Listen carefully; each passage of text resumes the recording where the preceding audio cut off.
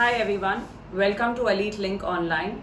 So we come down to the last video of organic chemistry, that is alcohols and carboxylic acids. So we had started with nomenclature and IUPAC and then catenation and unique nature. Then we discussed about alkanes, alkenes and alkynes in the last video, and in this video we're going to talk about alcohols and carboxylic acids. And I guess in the last video, in the end, I told you ethylene, right? So that is what you've also studied. Yes, it was ethylene. So I just asked you to check your textbooks for that. Okay, so coming to the last part of the chapter, that is your alcohols and carboxylic acids. So we also would be studying for alcohols. Alcohols, we don't have many reactions. Again, whatever is in scope, I have made a quick note of that. Okay, so with that we start with our topic called as alcohols. Okay, now we very well know that alcohols have a general formula. You write alcohols as ROH. The general formula is CnH2n plus 1OH, right? This is for alcohols because one hydrogen is replaced by an OH group. So one hydrogen of an alkane is replaced by an OH group. So we also call them as hydroxy derivatives. Hydroxy derivatives of alkanes. This is just for a little extra knowledge, right? Hydroxy derivatives of alkanes. Now when we're talking further about alcohols, we very well know the common name and the IUPAC system. So in the IUPAC system, we had said that alcohols are named as, we say, alkane, right? We had removed the E and we had added an ol. So they are named as alkanols, right? That was the IUPAC system. But in the common system, that is the trivial name, we had said that they are named as alkyl alcohol. So that is how we had the name methyl alcohol, ethyl alcohol, propyl alcohol. Okay, so in propyl alcohol, when there were 3 carbon atoms, okay, so I'll just quickly do that example. Okay, when there were 3 carbon atoms, so 1, 2, 3, and I had put an OH over here. So we see OH is attached to 3 carbon atoms and all these 3 carbon atoms are present in a straight line. So I can also call this as N-propyl alcohol. Right? N-propyl alcohol. Now if the OH group is present, okay, if N-propyl alcohol is the common name, the IUPAC name would be propane 1-ol. Right? Got it? Okay. If we have the second one in the same way, I just change the position of the OH and I put it over here. So it becomes CH3, CH, CH3 and OH. Right? So I've just changed the position of the OH group.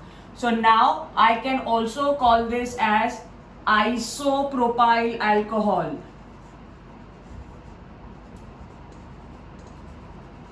Right, which becomes, if in the IUPAC system you see, it becomes propan 2-ol. Got it? So both of these are just differing in the position of the OH groups. So I can also call them as position isomers.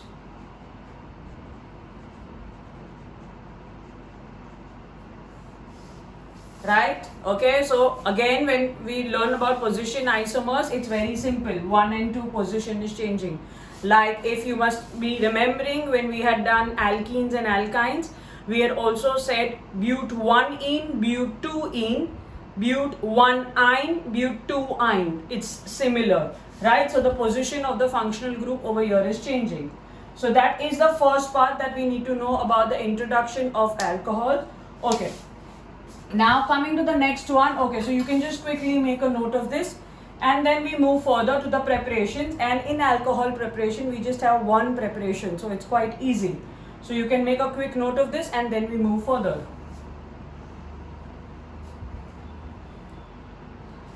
Okay, so moving further, we come down to the preparation part. So in preparation part, we are talking about preparation of alcohol from alkyl halides.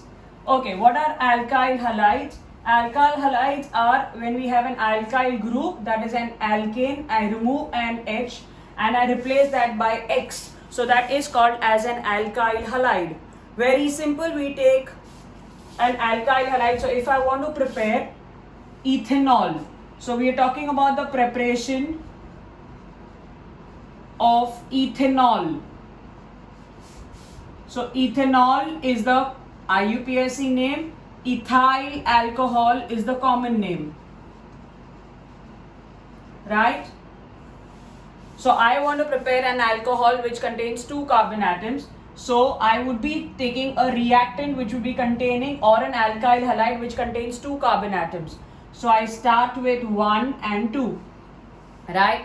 I'm taking an alkyl halide. Halide means halogen. It can either be chlorine or bromine. So if I'm taking bromine over here, right? Okay, remaining valencies would be fulfilled by hydrogen.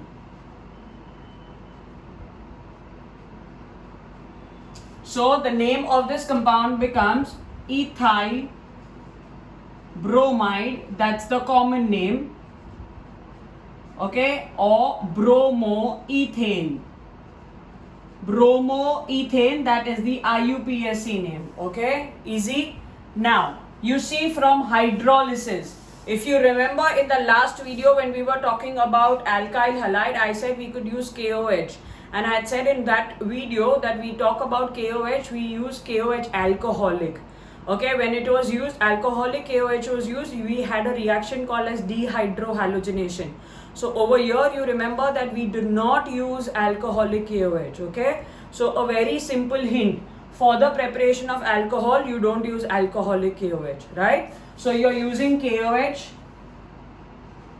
Now this KOH is aqueous, means not alcoholic, okay?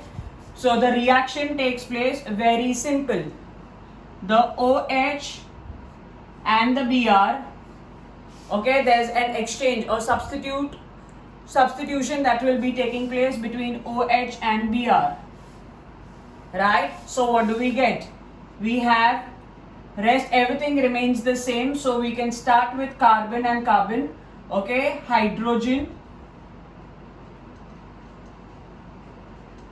this Br is replaced by OH and we have an H over here, right? So what do we get? We get KBr. Okay, what we have got is called ethyl alcohol or ethanol. Right, you can do the similar reaction with ethyl chloride. Okay, so now I can do the reaction with ethyl chloride. Now how do I write ethyl chloride? Ethyl means 2 carbon atoms, so see CH3 CH2 Cl. Okay, this is how I write ethyl chloride. I've just added the hydrogens. Or you can also write ethyl directly like this, C2H5 Cl. Okay, by now I'm sure you must be knowing this. So this is chloroethane, which can again react with, instead of KOH, it can also react with NaOH. So that is aqueous substitution reaction. That's also called as hydrolysis. What is it called as? Hydrolysis. So basically OH over here is breaking and it's replacing Cl. So you get C2H5OH plus NaCl. Or you can take Br also, right? Okay, so you can carry out the same reaction with Br, it's still the same. So this is ethanol. Right? If I carry out the reaction with Br, this is how it goes. So instead of chloro, I say bromoethane and I get NaBr. Okay, I'm sure this is very clear. So that is the simple preparation of ethanol using alkyl halides. This process is called as hydrolysis because over here NaOH is going to break and get added. So OH group is going to replace the halogen. Yes, I'm sure, okay, you've understood this, but you need to write aqueous over here, very important. Okay, so I'm sure you've understood the preparation of alcohols. Okay, moving down to the properties. Okay, now the properties of alcohol are very important. See, for none of the previous, that is alkanes, alkenes and alkynes, we studied the properties. But for alcohols, we'll have to study the properties, very important. Okay, the nature of alcohol, I'm sure everybody knows alcohol is highly flammable, right? Okay, and small quantities of methanol. Remember, see, when we say alcohol, that does not mean the only one what is used for drinking. Okay, so the one what is used for drinking, that is ethanol. But the other alcohol, that is methanol, the first alcohol, that is methanols, which contains only one carbon atom, that's quite dangerous. So even in small quantities can cause irritation and all of that. Okay, so remember, nature of alcohols, it is highly flammable, right? Okay, when we talk about solubility of alcohols, alcohol is soluble in water, and because it is also a organic compound, okay, it is soluble in quite a lot of organic solvents. Remember, organic solvent will be, organic compounds are always going to be soluble in organic solvents, right? So we understood the nature, we understood the solubility. The next thing what we need to understand about alcohols is the density. Now the density for alcohol has to be learned, that is, the density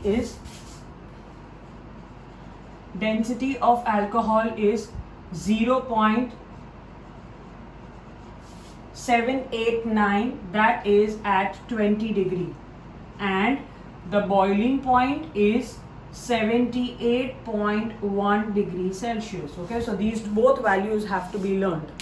Okay, so I'm sure you've understood this. We'll be also talking about uses as we come further. Okay, so uses of alcohols that we'll be studying as we finish the reaction part. Okay, so I'm sure you've understood the preparation and you've understood the properties. Okay, now we come down to the next part, that is the reactions part of alcohols. Okay, so this is the preparation. Now we come down to the next part, that is reaction. So we're done with properties, nature, solubility, density and boiling point. We'll start with the reactions. Okay, if you want, you can make a quick note of this.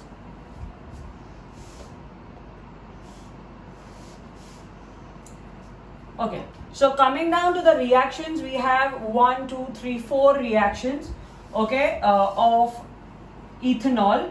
Ethanol, by now I'm sure you have understood, ethanol is also called as ethyl alcohol, right? Okay, so let's see what are the reactions of. Okay, by now I'm sure everybody knows what is combustion. Combustion means a reaction with oxygen, and it will always produce carbon dioxide and water. So that is combustion, that everybody knows, right? So let's see the first reaction, that is reactions of ethanol.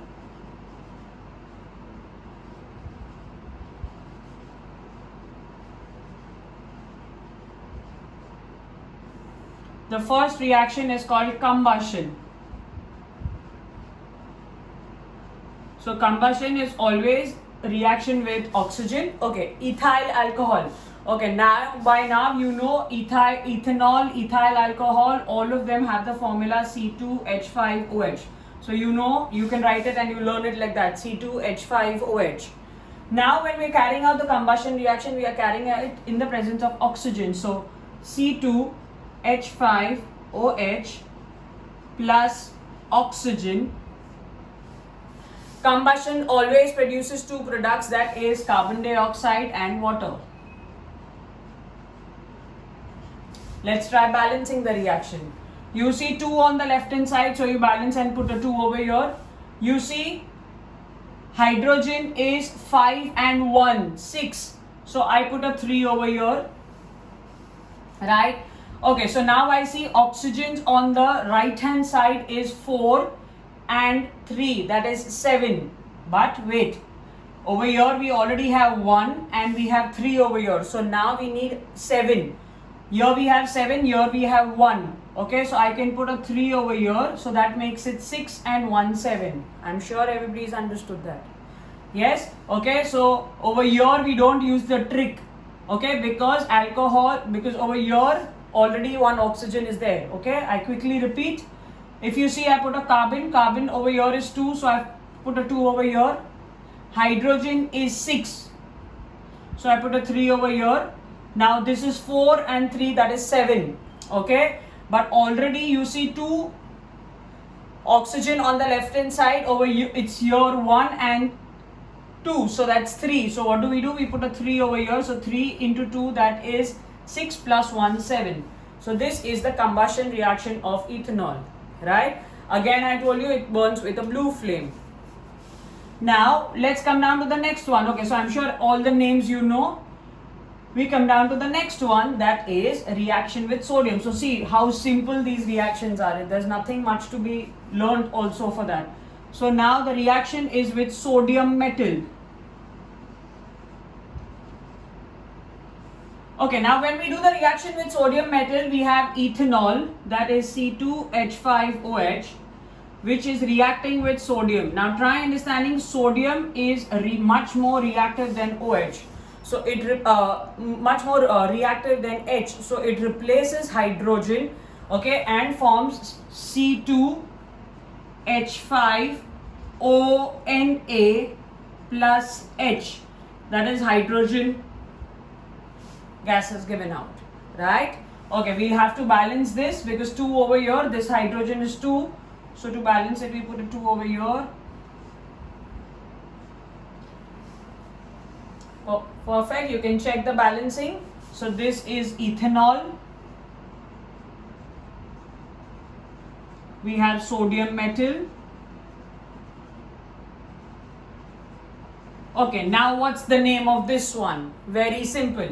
This is sodium, this is ethyl group, and along with that, that's combined with oxygen. So the name of this compound is sodium ethoxide. Okay, sodium ethoxide, and hydrogen gas is given out. Yes, easy, perfect, no difficulty over here. Okay, so I'm sure you've understood this reaction. We come down to the next reaction. Okay, the next reaction is very interesting. Okay, very important also, because you have it in the acid part also. Okay, so when we talk about acetic acid, before we talk about acetic acid, we need to understand what is acetic acid. Acetic acid is also called as ethanoic acid, that is acid containing 2 carbons. Let's try the formula. I have 2 carbons, I put 1 as an acid, so here 1 bond done, so how many remaining? 3. So I know this formula, that is CH3COOH. Okay, pay attention. Now when we're doing this reaction, it's very simple. I write acetic acid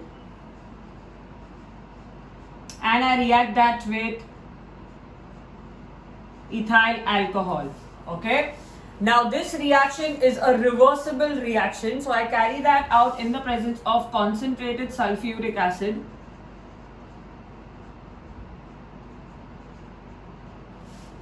Okay, now what happens? Okay, there is a loss of water molecule, so we quickly write a loss of water molecule. Now over here, what happens? See, we have H that will be lost from the alcohol and OH that will be lost from the acid, right? So remaining things have to be combined. Let's see how easy it is. So what do I write? I say CH3CO, this part, and this I write ulta, that is OC2H5. Okay, I repeat. I take CH3CO and then I write this part ulta, that is COC2H5 plus H2O.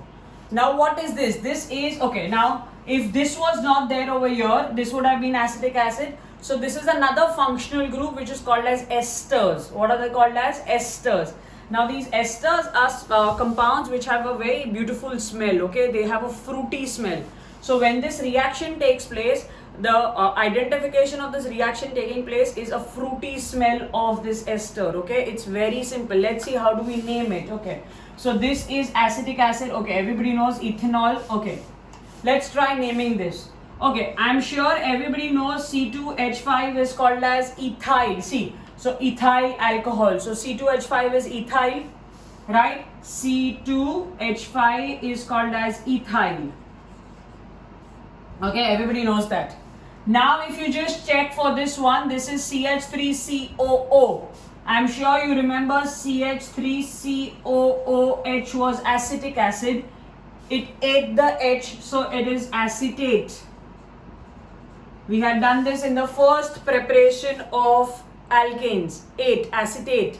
Yes, so what's the name? Join the word. It is ethyl acetate. Yes, which is a ester with a fruity smell.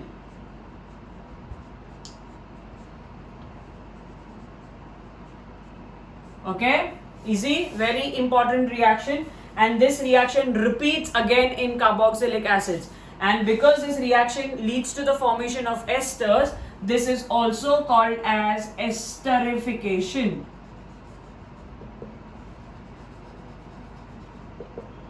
Okay, clear, easy, understood? Yes, and now we come down to the last reaction of alcohols. In the last reaction of alcohols, we are treating it with concentrated sulfuric acid. So with concentrated sulfuric acid. Okay, now over here we have two reactions. So in the first reaction, we take excess of sulfuric acid.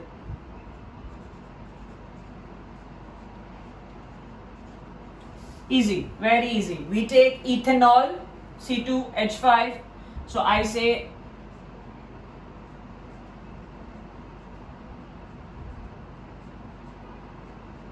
okay, that's ethanol. I have taken that, okay, with concentrated sulfuric acid, that is excess of concentrated sulfuric acid, that is H2SO4, and at a temperature 170 degrees. Okay, now this reaction looks familiar to us. If you can recollect, there is, okay, I'm giving you one hint. Dehydration of alcohols. Dehydration of alcohols means removal of a water molecule from alcohol. So I'm trying to remove the OH from H and OH from alcohol. So what am I going to get? If I remove this, I will get an alkene, that is ethene, CH2 double bond CH2, that is ethene plus a water molecule, right? So this is called as dehydration. So if I take excess of concentrated sulfuric acid, dehydration takes place, leading to the formation of an ethene. Perfect? Got it? Let's try the last reaction. The last reaction, what are we doing is we are taking excess of alcohol. So C2H5OH, that is taken in excess, right? When I take that in excess means I take two molecules, okay? So what am I doing is, see, let's see if you can understand this. So I have taken as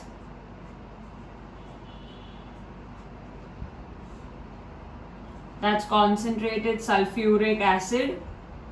Now I have taken that at just 140 degrees Celsius.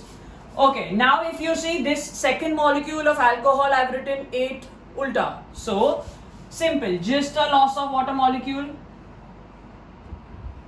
and it forms something like C2H5O, C2H5, right? This is a new functional group, what we call as ether. We don't have that in scope, okay? So we don't have ether classification, we just have this only place where ether is going to come is here, okay? So this is called as ethyl and ethyl, so it's called as diethyl ether.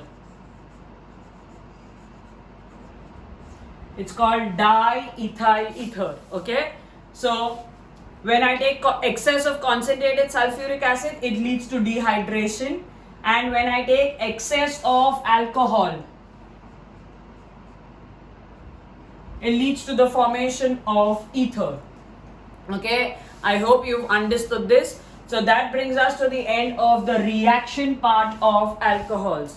Okay, we also need to remember two more things about alcohol, that is spurious alcohol and denatured alcohol.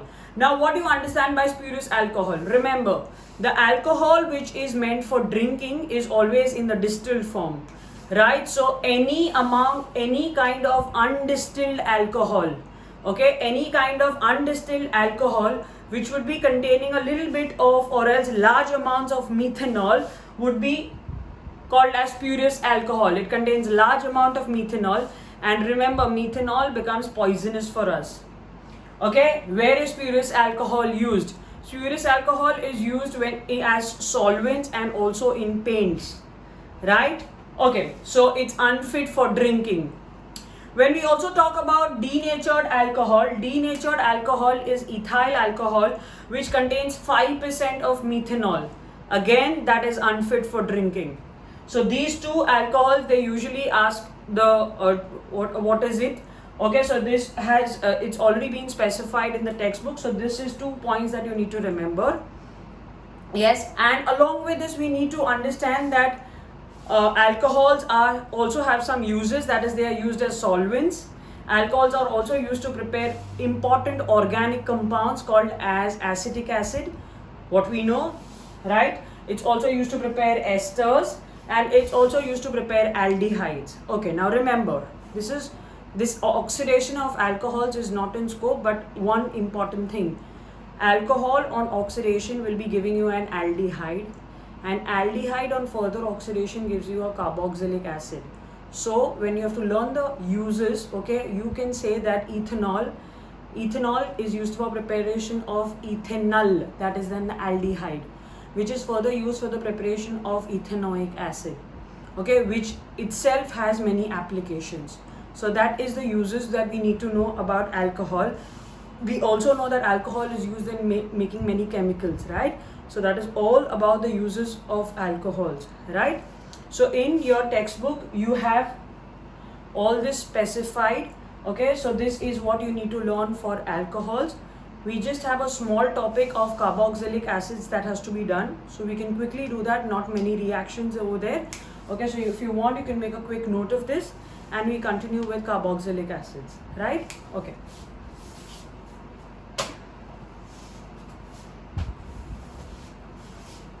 Okay, so in alcohols, I'm sure we've understood everything. Okay, so in carboxylic acids, we don't have much of reactions to be done.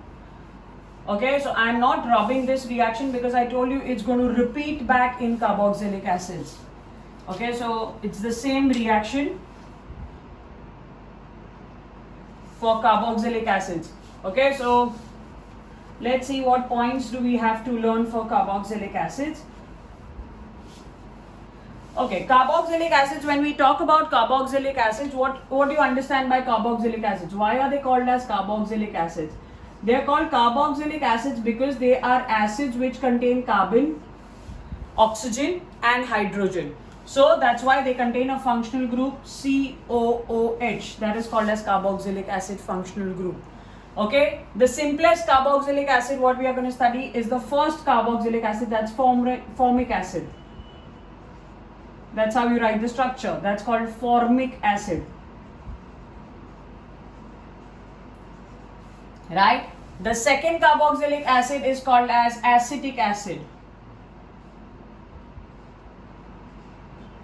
Okay, so this is acetic acid. Now we already know that these carboxylic acids are more commonly called by their common names rather than their IUPAC name. Okay, so if formic acid, we know the IUPAC name of it, that is called as methanoic acid.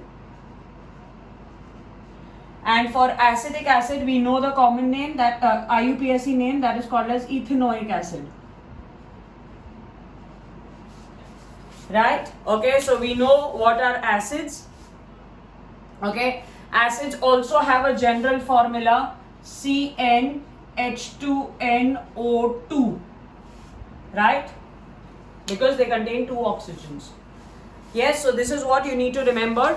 And also remember, when we talk about carboxylic acids, that is like, see, There are organic compounds which would be containing more carboxylic acids in one compound. But we are only studying in our syllabus monocarboxylic acids, means which contain only one. So in this organic compound there is only one COOH. Okay, so monocarboxylic acids, that is the ones what we are studying, that is RCOOH, what we have in our scope. Okay, all of them will produce only one H plus on dissociation. Okay, so organic acids are always weakly dissociating, but they produce only one H plus. Not because here there are 3 hydrogens, so it's going to produce 3 OH pluses. Okay, so it will only produce one H plus. So they are also called as, okay, I'm writing a word. I'm sure when you read this word, you will remember something.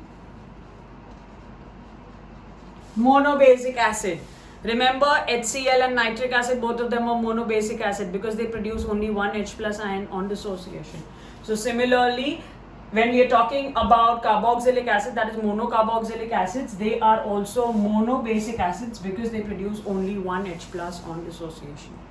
Right? Okay. Yes, so I'm sure you've understood the general introduction about carboxylic acids, and we are very well aware of the common name and the IUPAC name of carboxylic acids. We've already done that. Okay, now the best part of carboxylic acids is we don't have to learn the preparation of carboxylic acids. Okay, so we are only going to talk about ethanoic acid in detail. So when we talk about ethanoic acid is also called acetic acid, right, which is more commonly vinegar. So it has an odor which is like vinegar. So vinegar like odor is a very common or else a very important point that we need to know about acetic acid. Okay, so it has an vinegar like odor. And the second thing you need to remember about acetic acid is that when we are talking about pure acetic acid, so when pure acetic acid undergoes cooling, okay, so maybe when it undergoes cooling, it forms a ice-like mass. Okay, so pure acetic acid forms an ice-like solid mass on cooling. Okay, so that's called glacial, because that looks like a glacier. Okay, so that's called glacial acetic acid. Okay, very important. This is one thing that you need to remember about acetic acid, right? Okay, so this is what, these are the properties what are there to be remembered. Along with that, we have, okay, so we've spoken about the general introduction, we spoke about the properties. In properties, we only speak about odor and glacial acetic acid. Now, as we move further, we also need to understand the chemical properties. So now in chemical properties, what do we have? In chemical properties of carboxylic acids, first thing is the test with litmus. Okay, so I'm sure everybody knows the test with litmus, because carboxylic acids are acidic in nature. They turn blue litmus into red, so that everybody knows, right? The second carboxylic acid property is the reaction with alcohols. Okay, so that is the reason I had not erased this. So first chemical property is with litmus, second chemical property is with alcohol. That is, now instead of saying acetic acid, we say with alcohol. See, it's the same reaction. There's nothing, no change at all. It's exactly the same thing. Okay, so that is with alcohol, that is ethanol, C2H5OH. So you understand, it's exactly the same thing. That's the reason I've not rubbed it. Okay, so esterification, I'm sure everybody has understood this.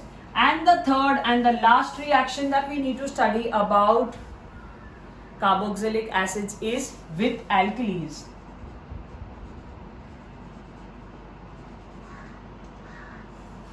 Okay, now with alkali, that is if I take acetic acid CH3COOH and I react that with NaOH.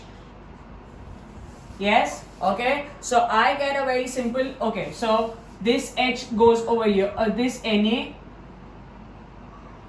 is replacing hydrogen, so I get CH3COONA plus H2O, right?